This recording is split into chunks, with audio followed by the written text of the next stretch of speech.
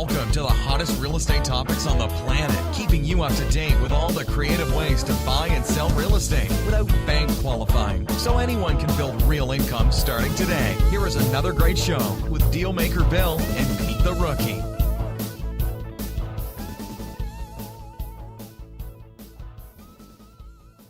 All right, here we are at another episode of Flipping Houses for Rookies. Woohoo! How was that, Peter? I love it. Oh, excuse me, I'm not Peter. Peter, how was it? Naomi, how was that? It was We're after amazing. a good response. Peter's just over there just sitting there like a proud peacock. Show number 99, Peter. That means. That doesn't mean anything, 7 days That doesn't mean a before thing. we get our new jingle. Doesn't mean a thing, Bill. Come on, Peter. We got to celebrate the 100th show with a new jingle. Maybe the 103rd What? or first. Go ahead, Naomi. You take care of this. I'm speechless. You're Okay, so speechless. the way that I would handle this is I would say, I mean, if I were dealing with a contractor, I'd say, okay, I'm getting a little nervous. Time to bring in another contractor. So, Or we could say, in our contract it says if you go past your deadline date, it's $125 a day deficit.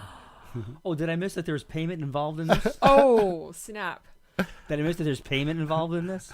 Well, it Somebody's might not. been spend- It might not be $125, but trust me, we can make you pay. I wasn't thinking that there was pay, but I was thinking that maybe we could, I don't know, we'll figure something else out for you to do. I think between Bill and I, we can get pretty creative. Some and, gruesomeness here.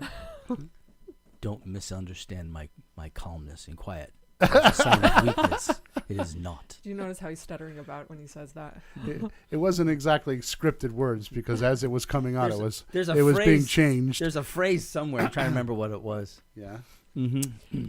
All right, here we go. Episode number 99 is an interesting show today. And you guys have no idea because I haven't told you, but I No, was we're just sitting 15 here. minutes late sitting here. Sorry about that. So you don't know this, but my dad's in the hospital, and I was kind of trying to deal with doctors and stuff this morning, and it didn't go so well. So 78 years old. 78, yeah.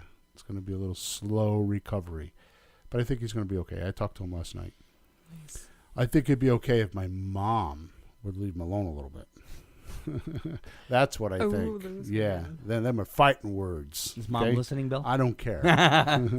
Sorry, she Mom. needs to let him, loosen up a little bit. Episode number 99. You ready, Naomi? Let's go. You're in suspense. I could tell. I could see it in your I'm eyes. on the edge of my seat. Yeah. Okay. Finding hot piping deals every investor salivates for but can't find. Sounds like a cinnamon bun. Cinnamon bun. Sounds like a cinnamon bun. I'm Where's thinking Jesse? it sounds sexy. Jesse, oh, it sounds sexy. Oh, okay. I'm thinking hot piping cinnamon buns. You're thinking hot piping sexy things. Wow. That's the difference between being in your mid-30s and your mid-60s, Pete. See what happens? I guess A few so. generations Go in from there, that and to cinnamon buns. things change. Just see? one. Jesus. Bill. Just one. Two. Christ. Two, maybe. he No says. way. Finding hot piping deals every investor salivates for but can't find.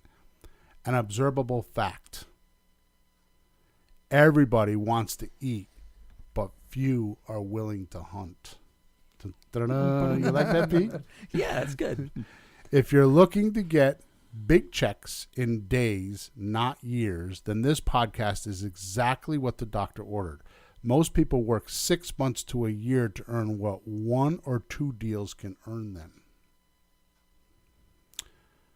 Trick is learning how to find those perfect deals that will allow you to convert a house into fast cash to take care of today's cash flow needs. Listen to this podcast to uncover the fastest way for you to find those hot deals. Okay. Nice. So I promised that last week on the podcast. I don't know if you remember that. I talked about the marketing because you and I did this. I tried to go back this morning to figure out what episode because I did do this early on. I'll bet you it was before show 50. I couldn't find it. What were you looking for? Was called I think we called the show Deal Hunting. But it was quite a while ago. And I kind of did it like we were talking, you and I, and obviously, and I just kind of did it off the cuff. And then you and I talked about it later because we got done with the episode. I don't know if you remember this, but you were like, the different types of marketing for the different deals. And you were like, I didn't know that. How come, you know, and we talked about it for a few minutes after the show. Mm-hmm. And I don't think we ever talked about it ever again. Wow. Somewhere, but maybe not officially. And not enough because, you know, there are different kinds of deals. Right. But the concept of having different marketing to find the kind of deals you'd like to try, that's interesting. Right. And we don't talk about that much either because we kind of we do a lot and we find a little bit of everything anyways. But if you want to pinpoint what you're doing. Right. So listening. Episode 41. Thank episode you, Emma. 41. Do you want me to read the description or you? Yeah. So it says, in this episode, Bill and Pete cover how to hunt out deals. If you don't have people calling you to sell houses, you just have a hobby. The show starts off talking about money and how cash flow rules and how to get it. And it starts with getting deals coming to you. In this episode, Bill covers a lot of theory and how you can get incoming calls and how to turn those into profit. This leads to some basic marketing laws that you have to understand before real success can happen. Good news. Once you understand this, you will have success. The market you promote to is vital to your success. So Bill goes over who these people are, and where to find them so you too can market to them and start getting calls in your area. Once you master this part of the industry, you will never have to worry about income again. So make sure you listen to this episode a few times. Well, somebody did a good job right now. Wow. Emma, good read. So ironically enough, I was thinking that you guys, without even knowing what the title was, actually demonstrated exactly what we're going to talk about today. Boy, we're good.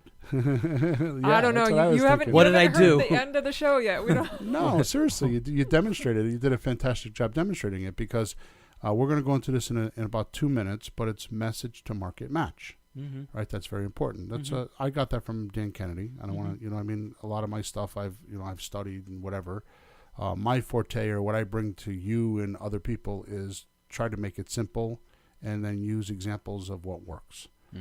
Right, but I mean, we were talking about before. You said the title was sexy, and Peter was talking about it being cinnamon buns.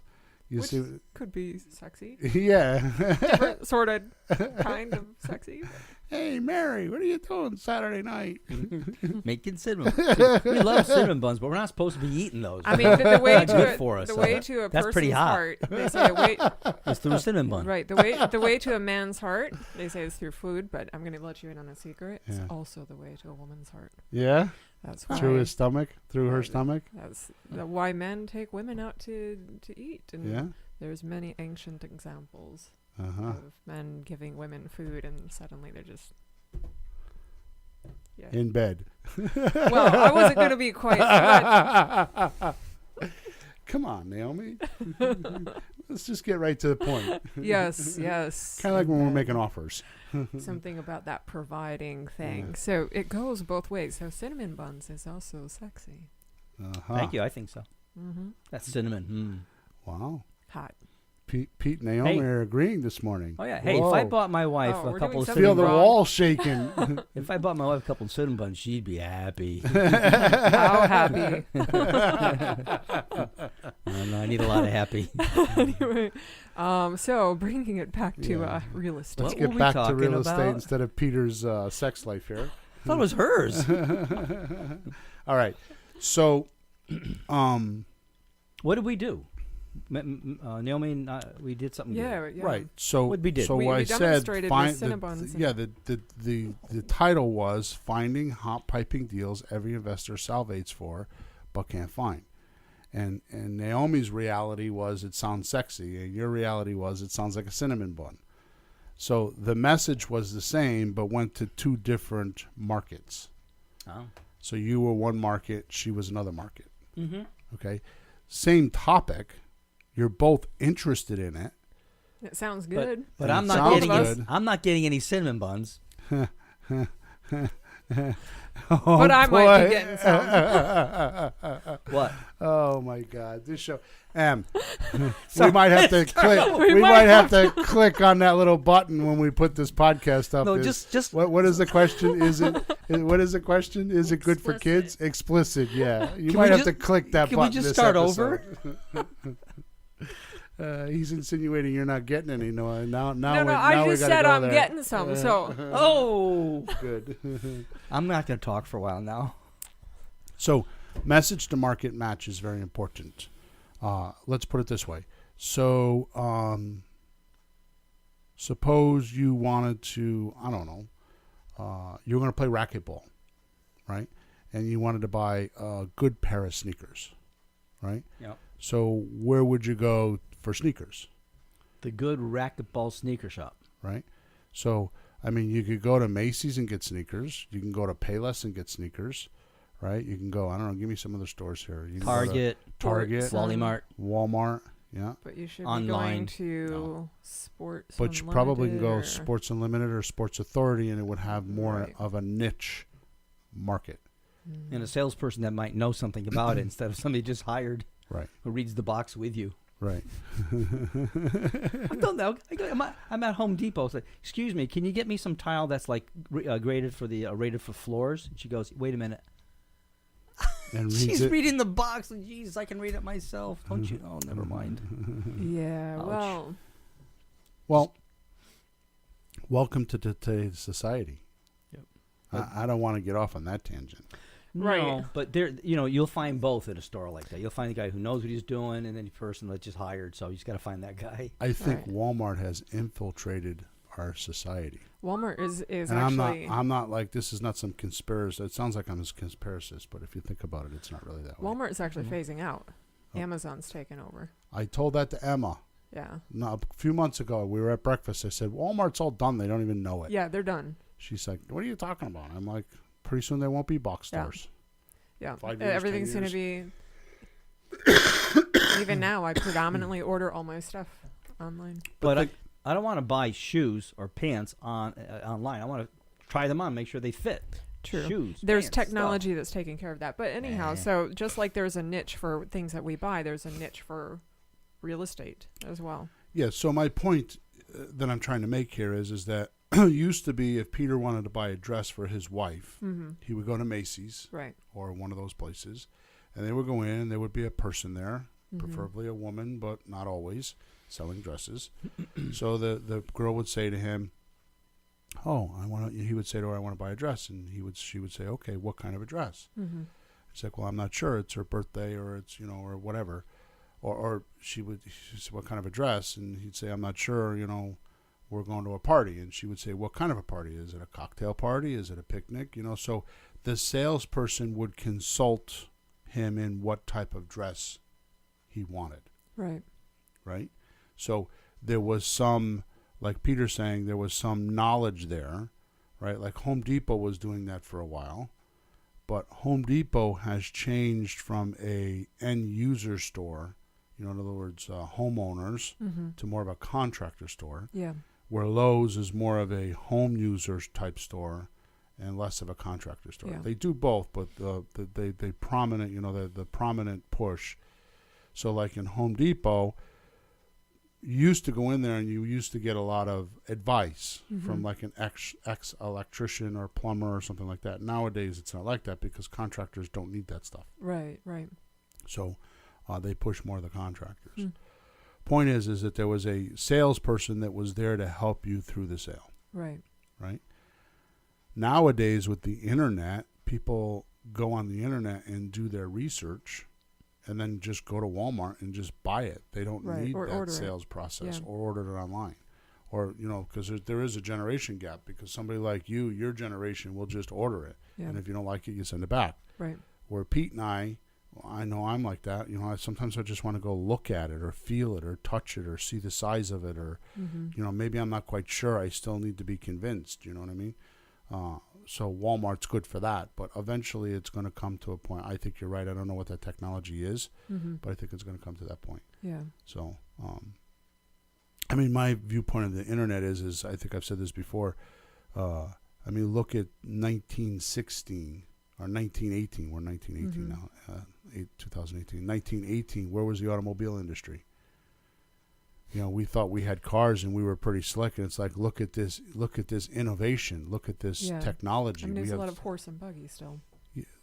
Yeah, but they were pretty much, at that point, they were phased out, but they were still in people's minds, like, yeah.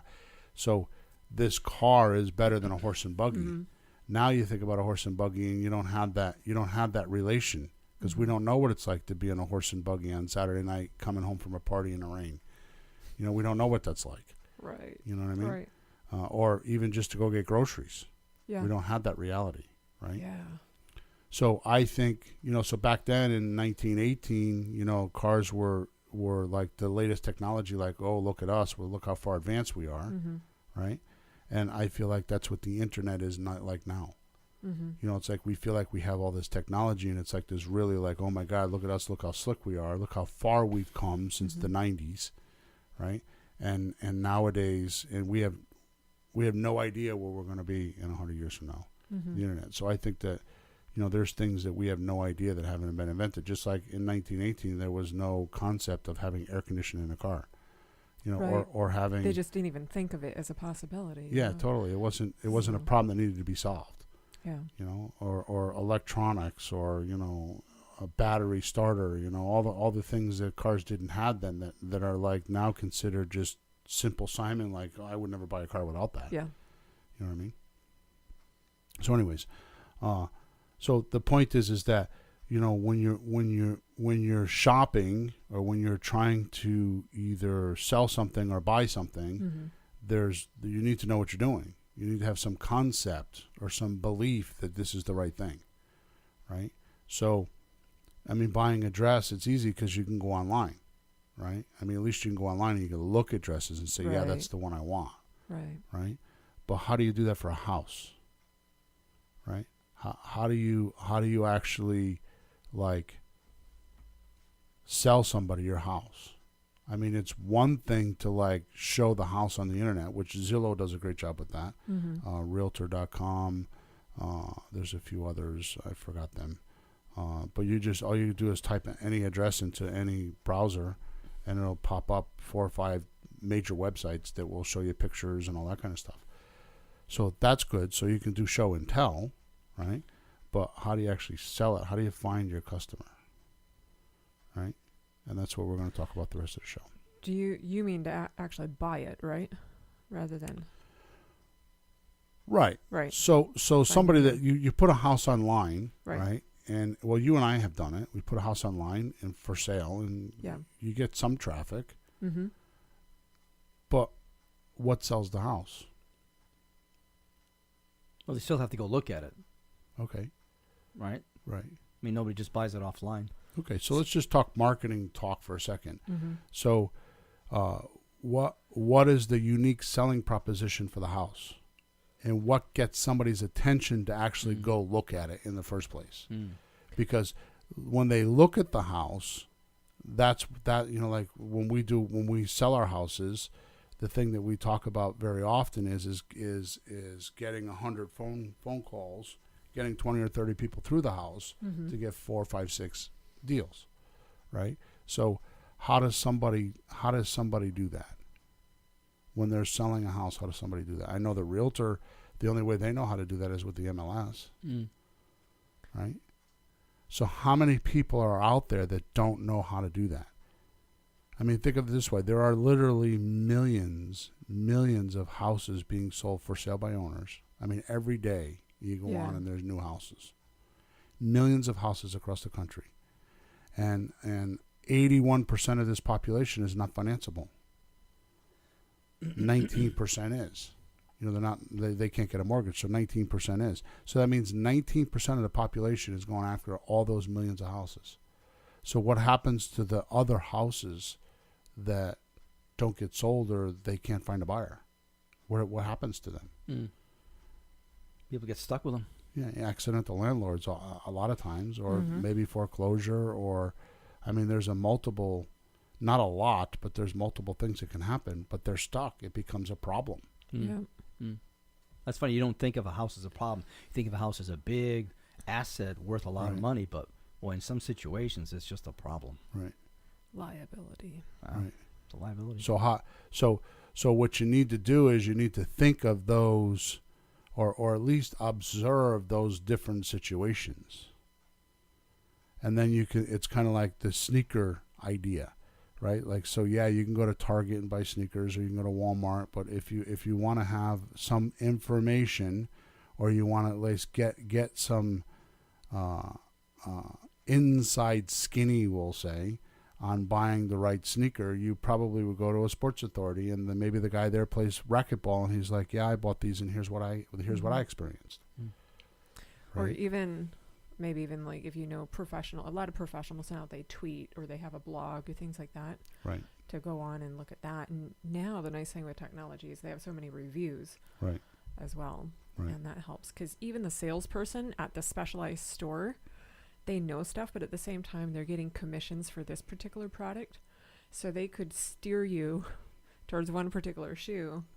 Right. When they know like another shoe is just as good, Yep. but maybe half the price. Right. But they're getting an awesome commission on this one. Right. So that's the beauty of the internet. And anyway. Right. Had to put that little 5 cents in. Okay. So, different situations, where's the word I want? Different situations predicate different ways that houses could be sold. Mm-hmm. And that's like the point that I'm trying to get to here, right? So that's why I have 7 deals, because the 7 deals match those situations most commonly. So a lot of people come to me, via email and coaching clients and, meetups, and, we have a bunch of stuff now. flippinghousesforrookies.com. If you want to know, just go to flippinghousesforrookies.com. There's a bunch of stuff there. It works the same way, which is the reason why I'm doing the shows, because I was thinking about it last week. It works the same way for coaching clients. Like, what is their situation? Like some coaching clients like have money. They have, 401ks, and they have, IRAs, and they're like, yeah, I want to make my money work for me. Right. And then some coaching clients are like, yeah, I hate my job, and I just need to replace my income. I have a coaching client that's been with me for a year, and he's been up my butt this past week because he quit his job. And now he's like, between being a realtor and doing this, all of a sudden he's like paying attention to every little detail because he wants to make everything happen. And it's going to happen. Yeah. So you see the difference between those 3, right? So the deal, so the point that I'm trying to make here is that it works with what your necessity level is too. Like, do you need money like right now, which is what I talked about, the cash flow needs? Mm-hmm. Or like in your particular case, I mean, I know you want money to pay off bills. Mm-hmm. If you didn't pay off those bills this month, is it going to kill you? Not this month. Yeah. But you have a way to make income so you can make the payments, right? Because you do your guitar lessons and you have your business, and right. So your goal is to pay off your bills, become debt free, and future, retirement and money. future stuff. Yeah, that's right. That's my thing. So what's your purpose for doing it? My purpose for doing it is to get above and beyond the grind. Just above and beyond. And if you could eliminate what you do, the stress of your job, right, that would be okay. Then it would be an amazing thing, especially after this past week. Right. Yeah. So where I completely rely on my income. Like if I don't close on a house or make money, then I don't eat. Mm-hmm. I have no mortgage. I don't have mortgage money. I have nothing. Mm-hmm. Right.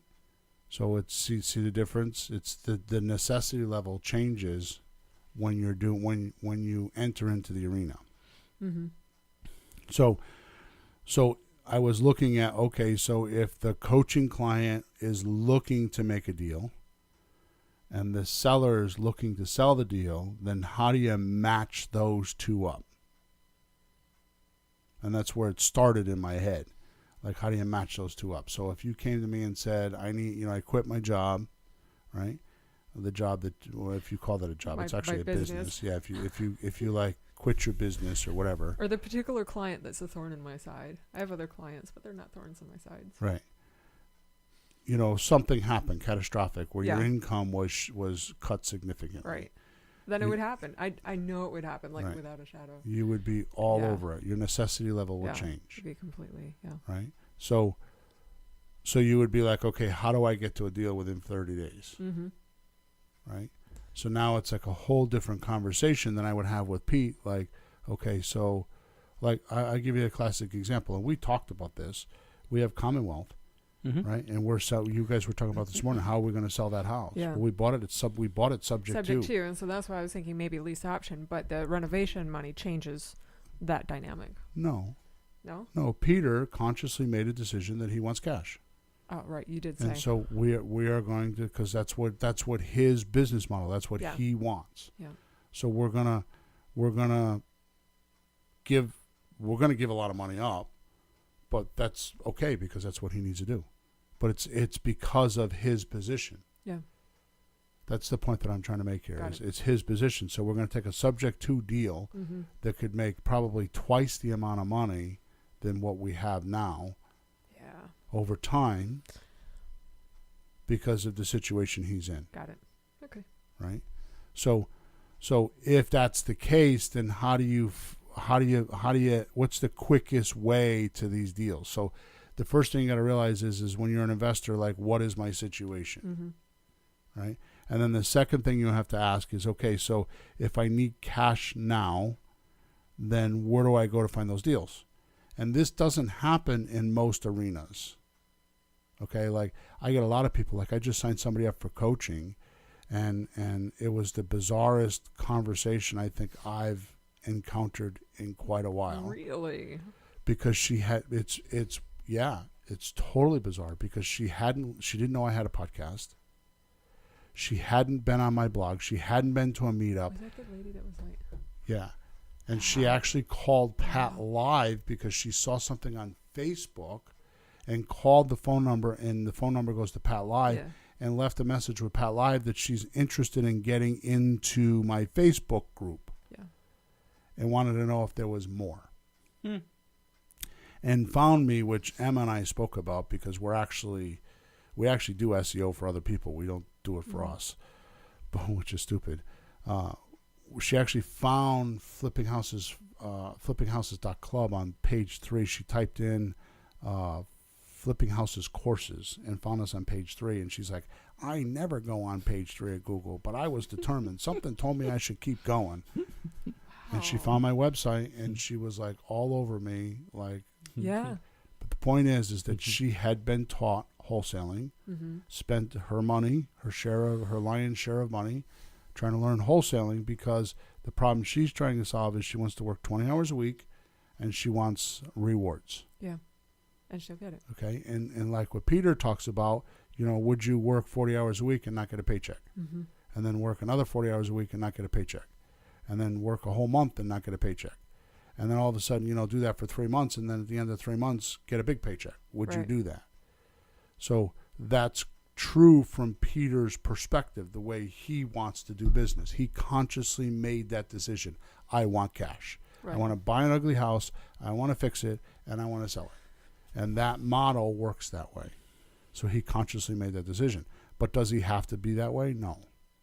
Right? So what predicates all this, and I feel I'm trying to be very cautious on what I say. That's why it's taking a long time to say it. Maybe I'm saying too much. What predicates this is, how do you find your deals? Right? Like, I'm going to pick on your eating habits again, but normally we leave here and we go to the diner and we eat, and your because you're mostly vegetarian, right? Yeah. So the diner just doesn't satisfy you. True. Right? So you don't go eat with us anymore. I feel like almost like sickish after. Like it's just a different type of food that my body isn't used to. Right. Yeah. So the point is that you know that. Yeah. So you're going to get a result you don't want. Right. So then why go to that restaurant? Right. So when you're looking for houses, it's exactly the same thing. Mm-hmm. So if you know you're going to get a result you don't want, Why? why do it? Or why look for a house in Mhm. that place, right? I got to sneeze. Okay. We'll brace ourselves. Bless you. Excuse me. So why do that, right? Yeah. So what you got to get clever at is finding deals, because that's where your success at. People, they hunt me down because of deal structuring and think that the magic is all in the deal structuring. Mm-hmm. And it's the second, the 3-ring circus. What was his name? Barnum. Barnum. Barnes. Yeah, we were just Barnums. Barnum and Yeah. Bailey. Mm-hmm. The 3. That's the second ring. Yeah. It's not the first ring. First ring is getting people to talk to that are interested in your offers. Mm-hmm. Okay, so what I wanted to talk about today, although it's taken us a half an hour to get to this point, what I wanted to talk about today is that if you have the exact message to match, Mm-hmm. you'll find it a lot easier to satiate your life the way you want it, right? So most people think, I want to become a real estate investor. They think, and you did this, Peter, when you first came, it's like, I need to get a lawyer, I need to get an LLC, I need to get a realtor, all these things, Mm-hmm. right? Because that's what they were teaching you, right? Yep. In your seminar. They went over the whole C. You think you need the whole C, Yeah. but you can't start there. Yeah. You have to start somewhere at the very beginning. What you need is a deal. That's Mhm. what you need. And then everything else is going to just kind of like, It fits together like a puzzle. yep. So my philosophy, because I was in marketing way before, well, no, not really. Yeah, probably. I was in marketing before I was into real estate. And I studied, like Gary Halbert and, Dan Kennedy, all the big guys. And here's what I have found personally in my life at 54 years old. I'm a little bit slower to pull the trigger. I mean, I buy a lot of training. I've always been that way. But I'm a little bit slower to pull the trigger. And here's what I'm talking about. Like Dan Kennedy is a great guy. I learned so much stuff from him. But he's like common knowledge in marketing.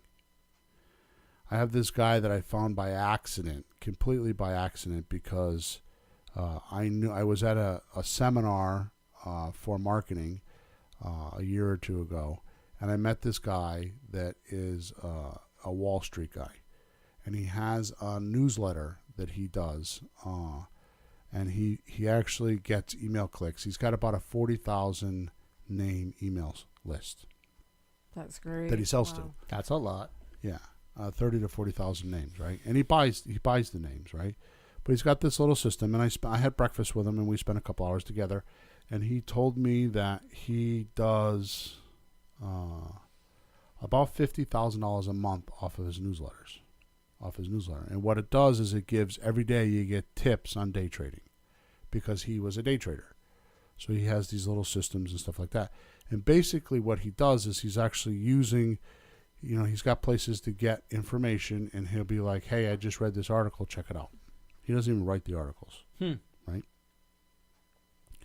So I remembered that, and I was kind of like, not envious, but I was like, boy, I'd like to be able to do that, and I've never really figured it out. So I laughed, and long story short, I was working with flipping houses, and I'm like, I remember this guy, he told me how to find emails and how to write emails. I'm going to call him and ask him how he does it. So I talked to him about 15 minutes, and I was actually going to pay him to help me. And he's like, no, I don't want your money. He said, what you got to do is you got to go find this guy. His name is Ben Seidel, Settle. And there was the guy. It was like this underground guy. He's not a Dan Kennedy. He's not, like this big guru. He's kind of like somebody like I am. He's got an email list. He's got his following. And he's just got like kick-ass stuff. So now it's, a year later, everything he owns I've bought. I listen to his stuff weekly in my car because he's just an amazing marketer. But he's one of those underground guys. You know what I mean? Same thing with Facebook. I have a coach that I work with that I found by accident. And this guy he's got, Will Irish is his name. Go to Facebook, Will Irish. My point is that these guys still do it today, to date, Mm-hmm. right? So they're very clever on what they do, and I don't know why I went off on that tangent, but they're very clever at what they do, and they're very helpful.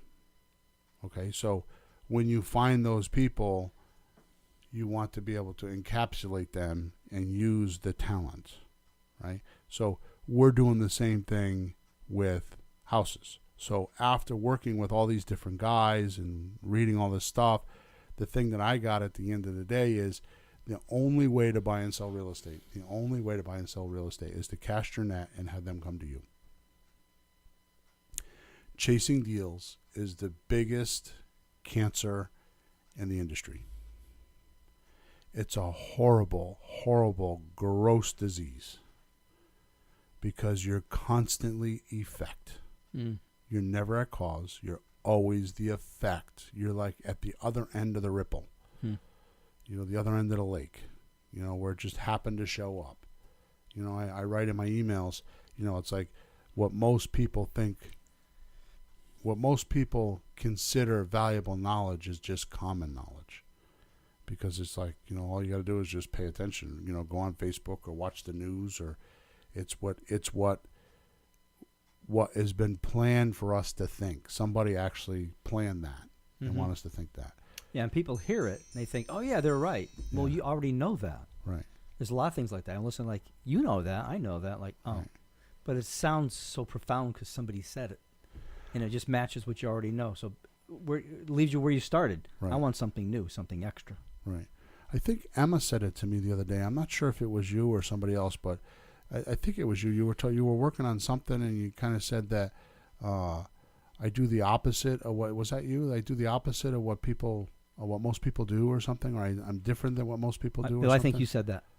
No, somebody told me that. So you I were talking about that. I do whatever they do. I just do the opposite because I everybody's do going do that way. I do that. I do So the everyone opposite. that way. Well, everybody's there, so might as well So try the just- other way. Yeah. Right. Not in some things, like if it's cinnamon buns, you go with everybody. Unless I find somebody like I'm talking about, like this Ben Seidel or Will Irish. Mm-hmm. Once I'm convinced that then I do exactly what they tell me to do. Mm-hmm. I don't follow the herd, is what I'm saying. Mm-hmm. I have this tremendous nagging thing in my mind that everything to me, it's actually a major fault of mine. It's in my marriage. It's in every relationship I have with both of you guys, with my kids, everything. I actually curb it because it's actually a real problem for me. I'm 1,000% result related.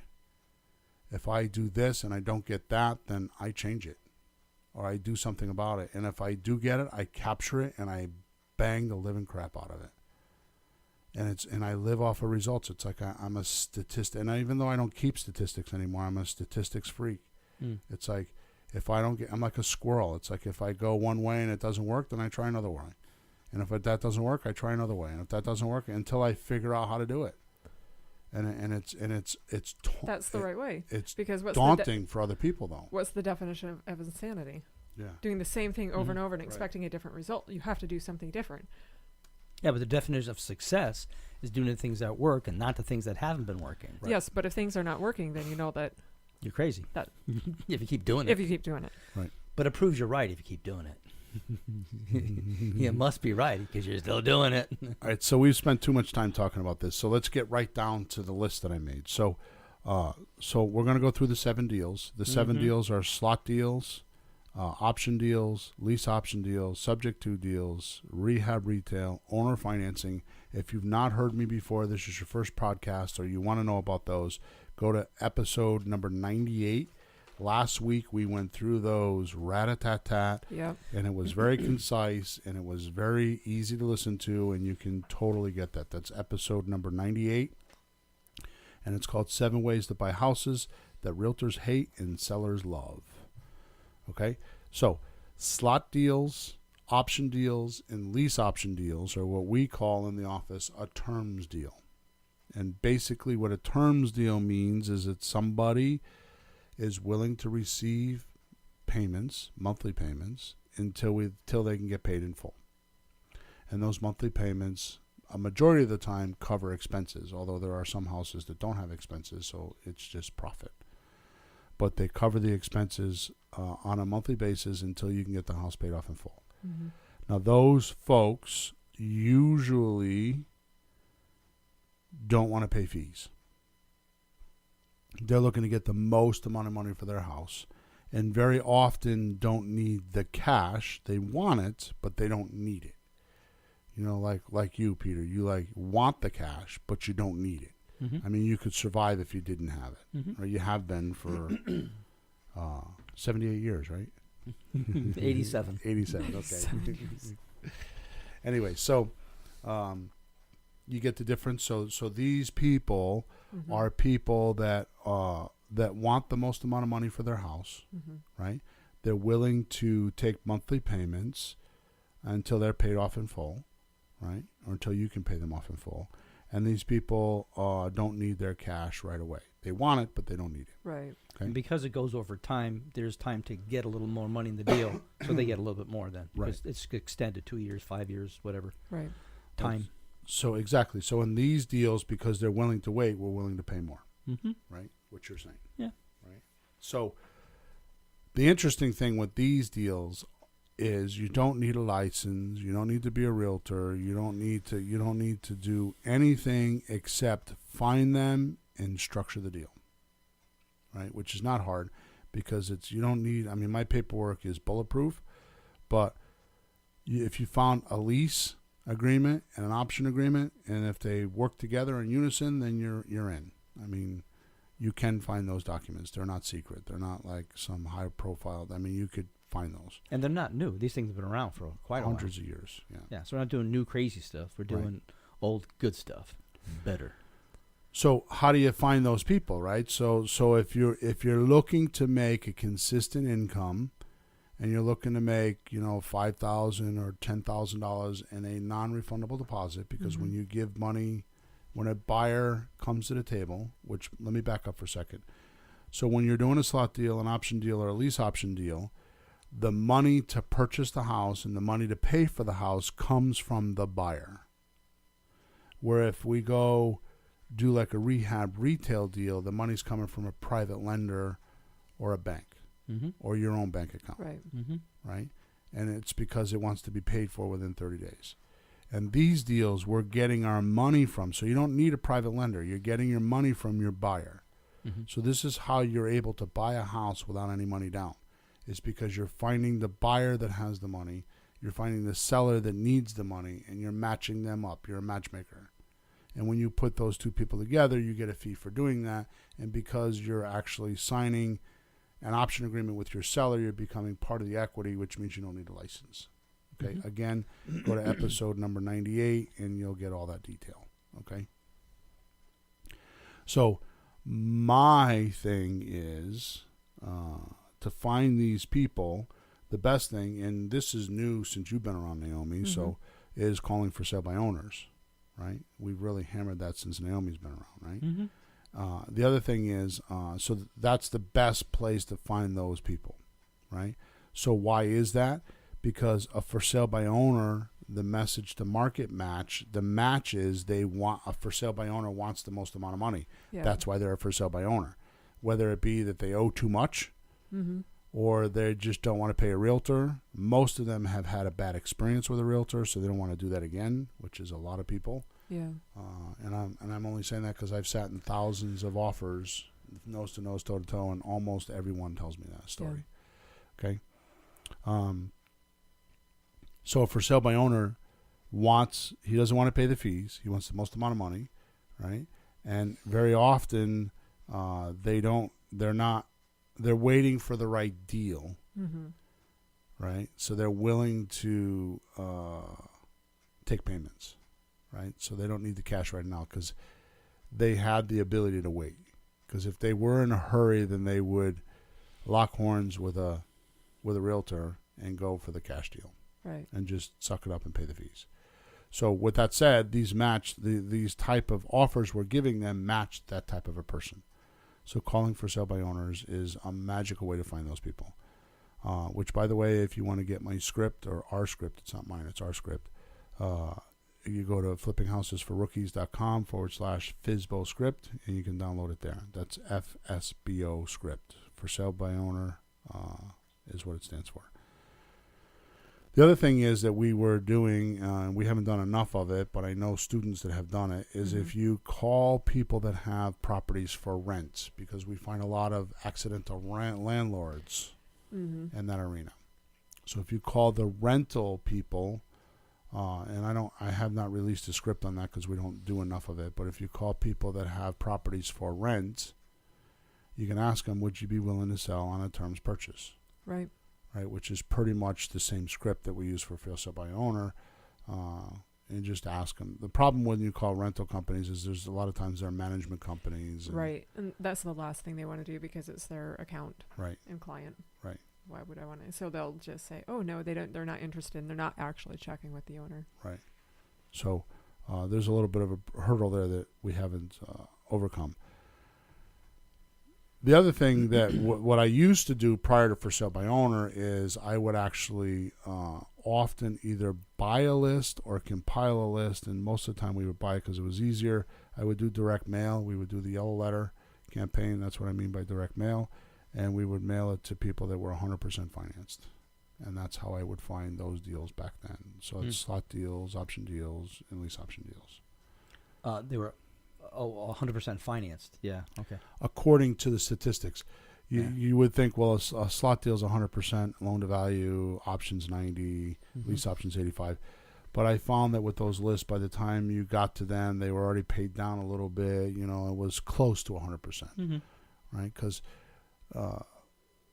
the magic, which is the next one down in subject to, which is what I prefer to do. If I had my way, I would do almost every deal subject to, right? The magic to subject to, which is what I call getting the deed. That's deal number 4. Loan to value ratio is 80%, 20% equity. And the reason why is because it's called subject to is because you're taking over a loan subject to its underlying agreement already, right? So in other words, it's, they're paying 8% interest and they got a 30-year mortgage and the payment's this much and the escrow amount is that. It's all already clarified. It's kind of like the old VA loans where you're just assuming the loans, but you can't do that now, and this is the new way to do it. Okay, but my point is that when I do subject to loans, when I take those over, I like those a lot because you get the deed in your name and you get long-term, usually you don't talk about how long. I mean, like if the mortgage's got 23 years left on it, then you got a 23-year loan. You got 23 years to cash out. And you don't even have to cash out. I mean, you can own it forever. I mean, I've got properties that I still own with my partner. I think I got 2 or 3 of those properties, and I mean, I put a tenant in a property one time. Em and I drove by it the other day, and I think he's been in there 12 years. Had a 1-year lease, had a problem. I went in. My partner and I played good cop, bad cop. I was the bad cop that time, and he redid a lease. I did the lease, redid a lease with him for another year. I think 4 years or 5 years later, she passed away, and he's still in the house with his kid. And they just he has some paper route or something he does, and every week he gets a paycheck and he signs the back of the paycheck, and he mails it, and that pays the mortgage.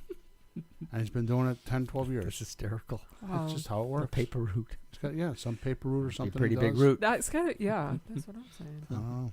That's what happens. But I like for sale by owners. I like subject to because the reason why I like those deals is for this exact reason. That the rule is if they're my rule is if they're what they owe and what they are going to sell for is within $35,000. I like to ask the question: are you willing to sell the house for what you owe on it?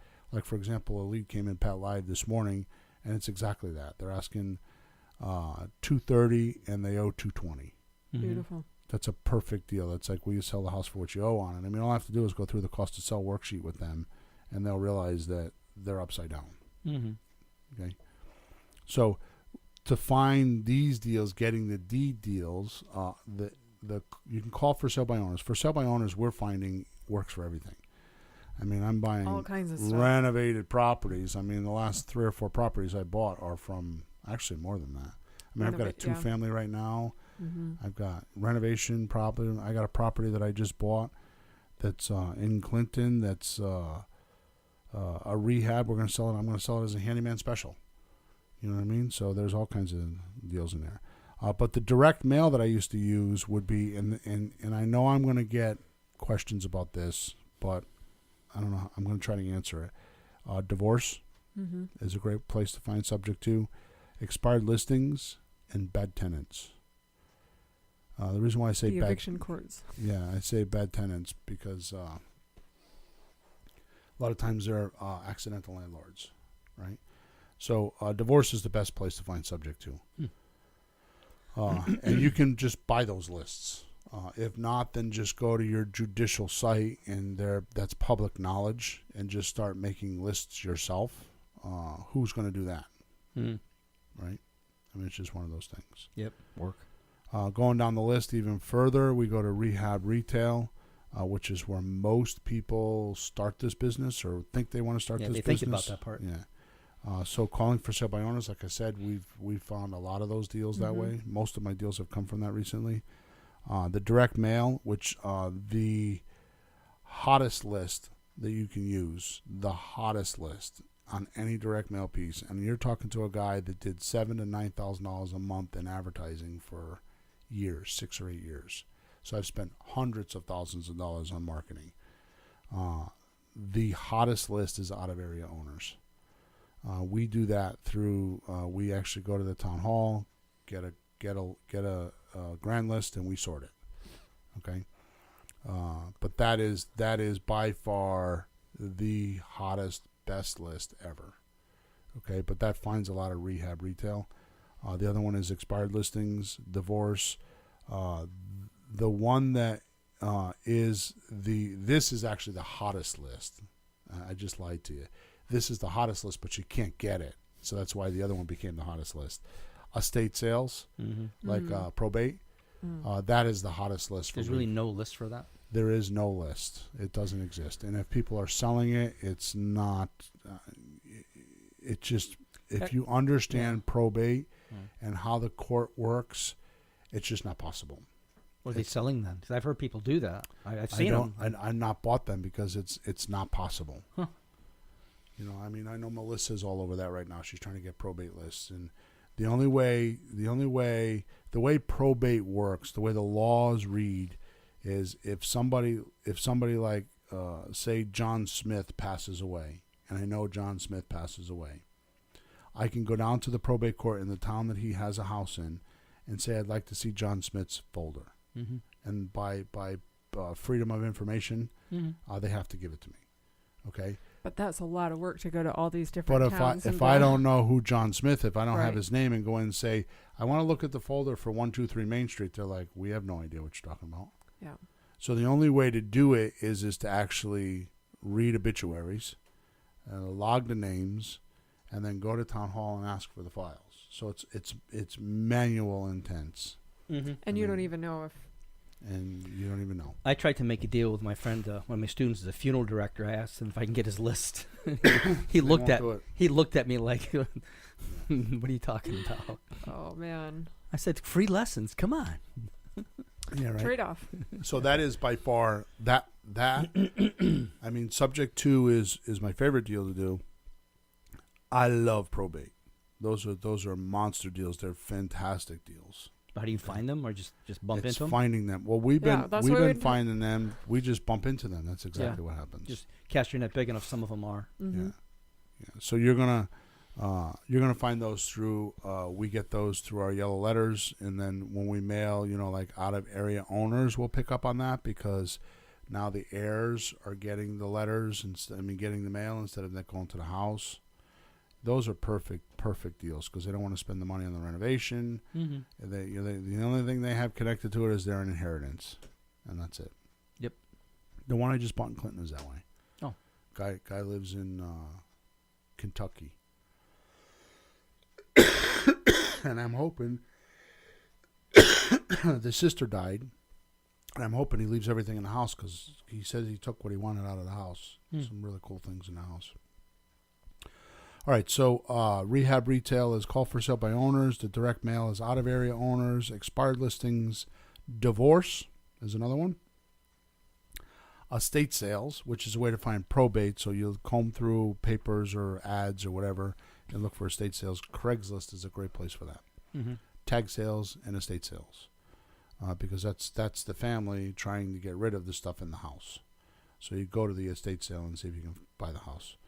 And then vacant houses. You can buy vacant house lists and just mail the vacant houses. Problem with vacant house lists is everybody knows that the house is vacant. So all the, it's like jumping into a small pond with piranhas in it. Mm-hmm. You may make it, you may not. It depends. Does the mail go to the house or whoever's paying the taxes? Yeah, whoever pays the taxes. Okay. Yeah. So the last one is owner financing. We haven't found too many of those on for sale by owners, but it is a way to find them because they do want the most amount of money. I realize that a for sale by owner is a very strange breed of cat because they're do-it-yourselfers. So sometimes they'll do it themselves. Right. Bank. Right. Seller financing. So the big thing about those type of people is they have to them it's a savings account. They bought the house for $100,000. Now it's worth $300,000. They've invested in it. They've spent thousands of dollars, every month making that payment and taking care of the house and cutting the grass and fixing the roof. And you'll know that usually because you'll hear them say things like, "Oh, we put a new kitchen in and we did this," and they start pitching the house of all the things they did, and they're trying to build the value of the property. The end of the day, what they're doing is they know they have this savings account. Literally, they think it's a savings account, and they decide that they want to, whatever. The wife got sick and they need money, or they want to move to Florida, or they want to travel, or some life decision that they want to go do that, and they want to cash in. So they want their money now. So although some of the best deals I've ever made are those people that are owner financed, when I do owner financing with them, those are some of the best deals. That's where we talk about interest-free loans and all that stuff, and the money's in the money. But those are a bit harder to find. I know because I made a mistake one time because I decided I wanted to do all of those deals because I did an evaluation of my deals at the time. At the time I had, I think 60 or 70 deals, and I was going through the deal jackets wondering, where I made the most amount of money, and it was on those deals. So I'm like, okay, good. And I changed my marketing, and all we did was market to those people. And my business completely crashed. I almost went out of business. Wow. Because I was making offers and I couldn't get enough of it done because they want the most amount of money and they want all cash. I did buy some houses, but it wasn't enough to keep the cash flow going. Right. So the way I found those deals is direct mail, and I would buy tax roll from my cities that I wanted to be in, and they have on the tax roll, most cities have when the house was purchased. And I would just sort the list on 20 years or older. And the way you do that is with the date, so anything, higher than this number or lower than this number, however it was. But I would sort the list based on the sale of the property because the tax office knows that. Right. And I would just sort that list. And there was plenty of names there, but like I said, to live just on that, I almost went out of business because of it. This is back some years ago. So I tended to do different campaigns, and I always did a owner financed deal list. It was always separate, and that was a little bit different of a letter. Just because we would buy 1 or 2 or 3 a year. They were big deals, but they weren't enough to sustain the cash that we needed to run the business. Right. So those are the retirement deals. Those are the ones that you should put in your IRA. Those are the deals that go for a long time because we don't do anything less than 7 years on those deals. So, most of them are 10, 15-year deals. So those are the ways. All right, so let's just run through this again. So slot deal, option deal, lease option deal, you call for sale by owners or for rent by owners. And if you're going to do direct mail, you do 100% financed. If you're going to do getting the deed or subject to, then you're going to call for sale by owners. Direct mail is divorce list, expired list, or bad tenants list. If you're going to do rehab or retail, then call for sale by owners, as always.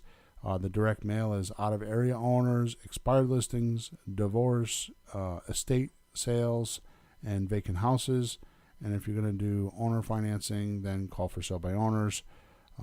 Direct mail is usually owned over 20 years, although I have found them from out-of-area list and divorce list too. And that's it.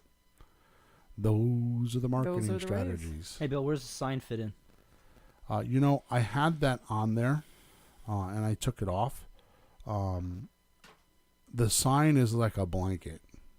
So I really thought about that the last couple of days a lot. I'm glad you brought that up. Well, staring at me in the face over here. Yeah. So I find you taught this to me. If you want to sell a house, you go down to the local realtor, right? And there's usually people who want to sell a house. It's so crazy to me. It makes me cringe like you wouldn't believe. So, Joe's wife is a realtor. I'm going to have her sell my house, right? Because they think that all realtors are the same, on the same playing field, right? Little do you know that Joe's wife only sold 3 houses this year, or 3 houses in her lifetime. Yeah, but she gets to tell her friends she's a realtor. Right. So, like my realtor last year did 71 deals, and this year, I talked to her last month or a couple weeks ago, and she said she's already at 60. So she's expecting to do 90 this year. Okay, so that's a person that knows how to negotiate, knows how to get it done, knows how to roll along with things, know how to handle obstacles. So if you're going to hire a realtor, at least ask, how many houses did you close on in the last 12 months? That's a key question, right?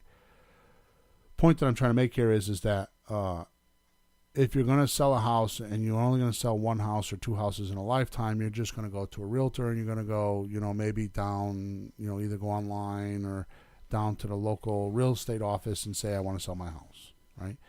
When you're looking for us, how do you find us?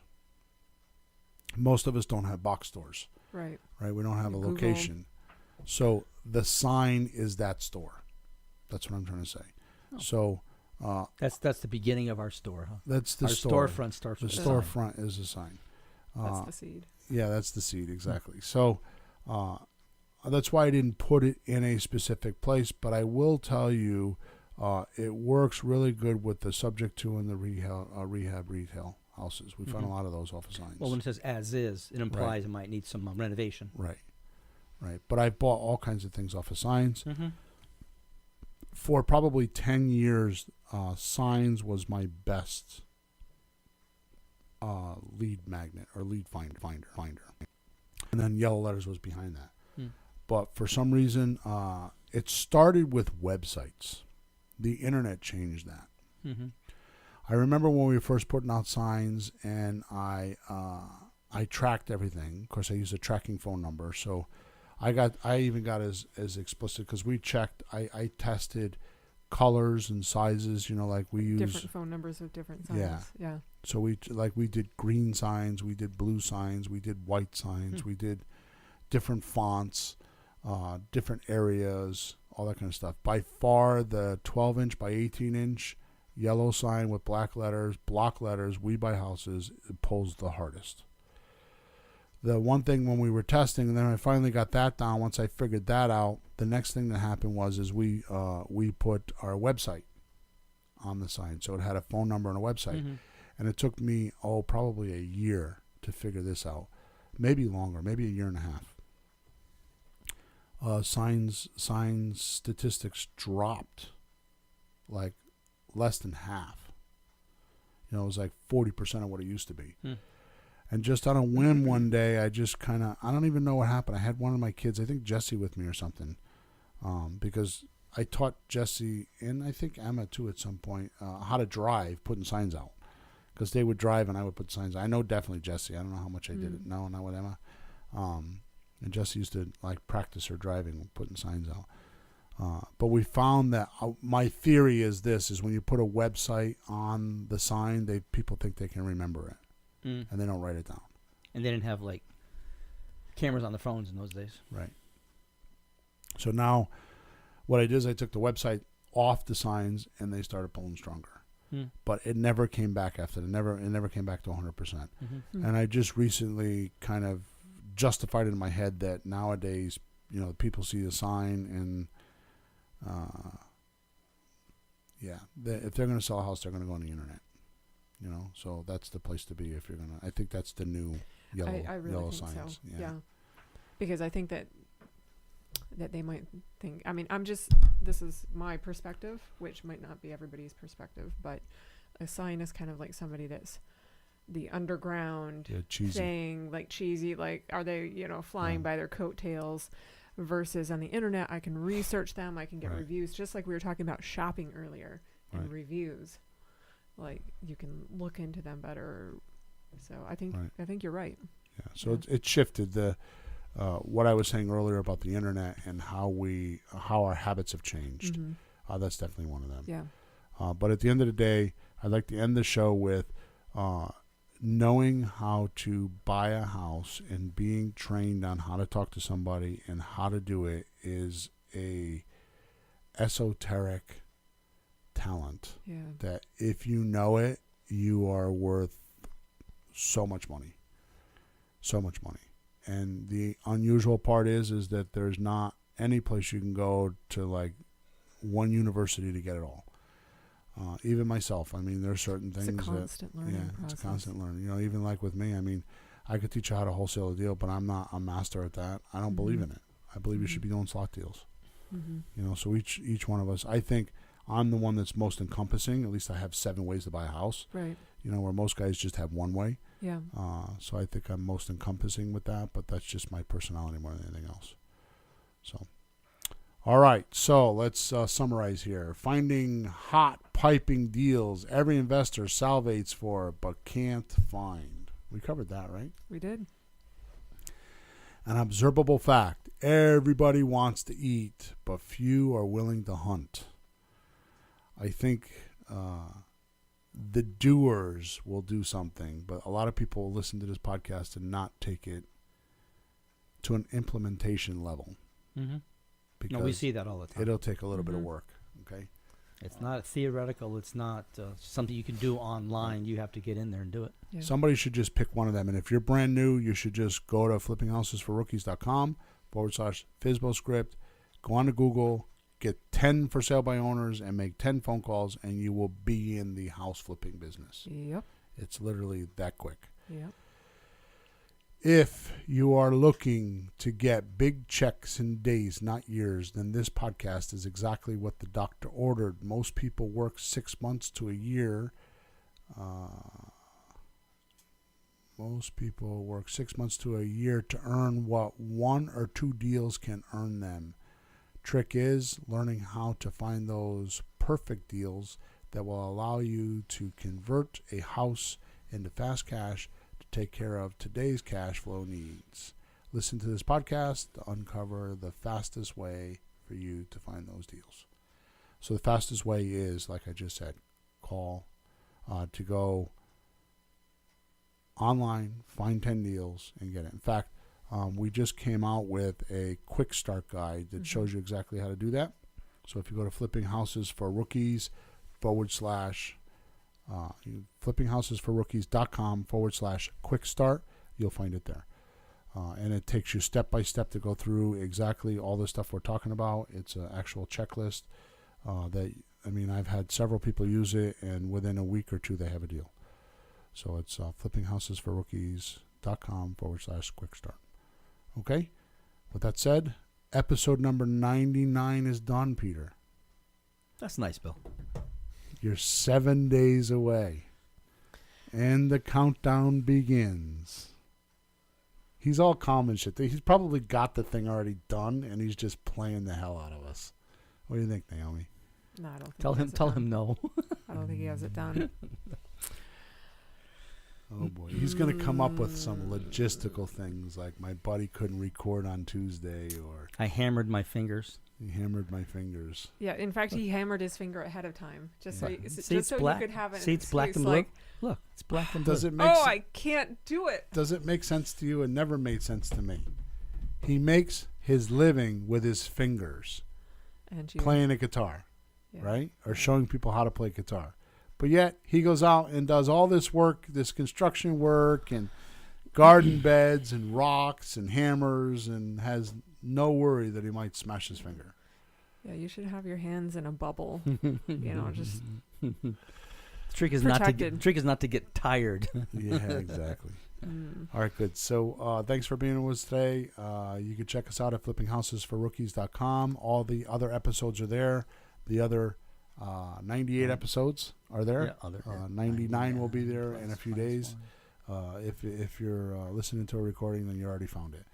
All right, so go check us out, flippinghousesforrookies.com. Also, go to iTunes. If you go to flippinghousesforrookies.com/podcast, give us a review. We have lots of reviews and very helpful. flippinghousesforrookies.com/iTunes review will show you how to leave us a review There you if go. you would like. Emma has spoken. All right. Twice. We'll see you next week. Over and out. over and out.